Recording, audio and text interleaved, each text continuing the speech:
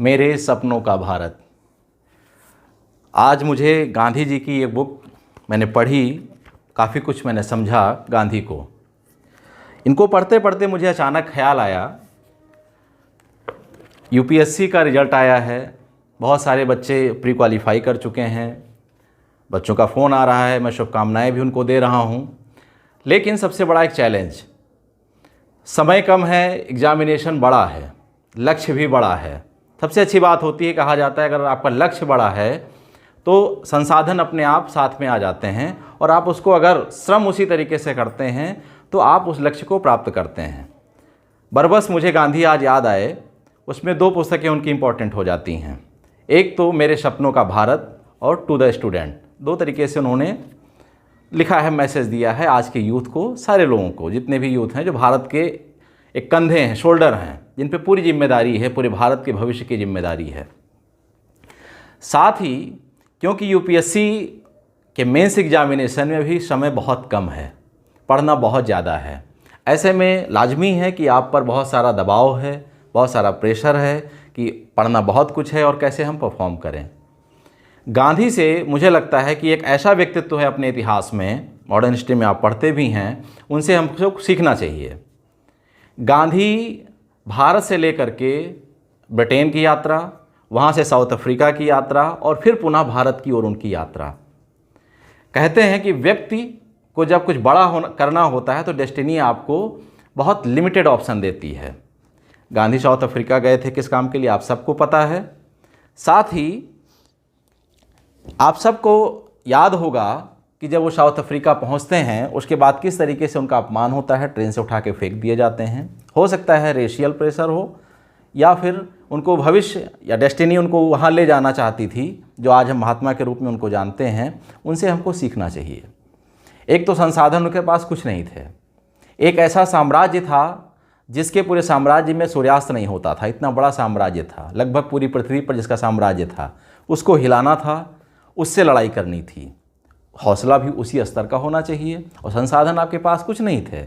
गांधी के पास भी कोई सपोर्ट नहीं था किसी भी तरीके का और समय भी नहीं था, क्योंकि जितना बड़ा साम्राज्य है, इतना पुराना साम्राज्य है, एक मनुष्य का जीवन, इसमें बहुत सारी संतति चली आ रही थी, हराने का प्रयास कर रही थी लेकिन नहीं कर पाई थी। उस हिसाब से अगर देखा जाए तो समय भी उनके पास बहुत नहीं था, लेकिन उन्होंने किया और पूरे ब्रिटिश साम्राज्य की चूलें उन्होंने हिला दी, पूरी बुनियाद हिला दी और फाइनली उनको जाना पड़ा। और शस्त्र उनके पास क्या थे? सिंपल से, सरल से, जो अवधारणात्मक थे, जो सबके पास थे, लेकिन उसकी परख किसी को नहीं थी। गांधी ने उन चीज़ों को परखा।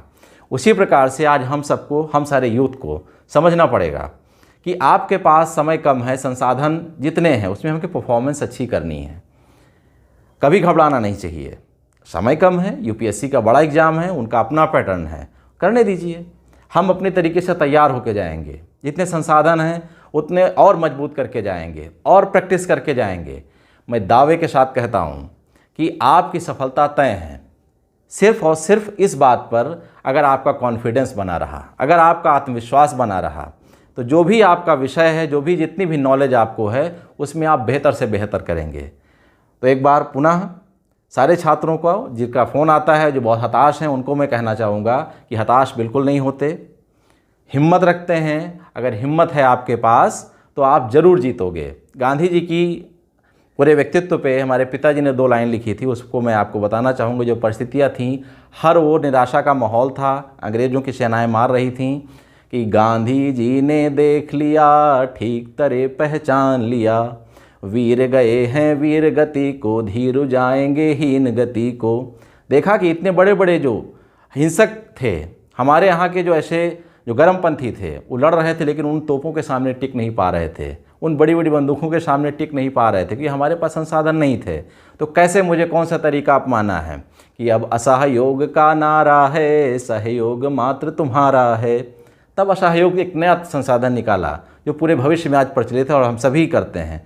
तो जब आपके पास परिस्थितियाँ आती हैं, आप निराशा का माहौल चारों तरफ होता है, तब एक नई ऊर्जा का संचार होता है, एक नया माहौल बनता है। बस आप में वो आत्मविश्वास होना चाहिए। और मैं दावे के साथ कहता हूँ, जो भी युवा एक स्टेप पार करके आया है, उसमें इतनी एनर्जी है कि वो मेंस को क्वालिफाई कर सकता है, कोई नहीं रोक सकता है। बस आप हिम्मत रखिए और लगातार पढ़ते रहिए, आपकी सफलता तय है। बहुत बहुत धन्यवाद।